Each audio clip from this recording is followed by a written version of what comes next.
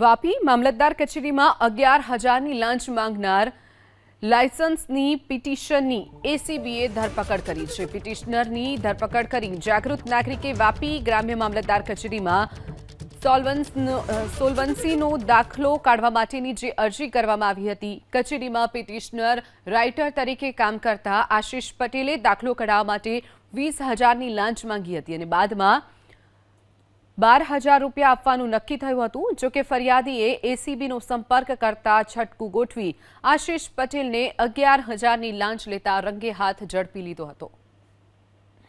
વાપી મામલતદાર કચેરીમાં 11,000ની લાંચ માંગનાર લાયસન્સની પિટિશનની એસીબીએ ધરપકડ કરી છે। પિટિશનરની ધરપકડ કરી જાગૃત નાગરિકે વાપી ગ્રામ્ય મામલતદાર કચેરીમાં સોલ્વન્સીનો દાખલો કાઢવા માટેની જે અરજી કરવામાં આવી હતી, કચેરીમાં પિટિશનર રાઇટર તરીકે કામ કરતા આશિષ પટેલે દાખલો કઢાવવા માટે 20,000ની લાંચ માંગી હતી અને બાદમાં 12,000 રૂપિયા આપવાનું નક્કી થયું હતું। જો કે ફરિયાદીએ એસીબીનો સંપર્ક કરતા છટકું ગોઠવી આશિષ પટેલને 11,000ની લાંચ લેતા રંગે હાથ ઝડપી લીધો હતો।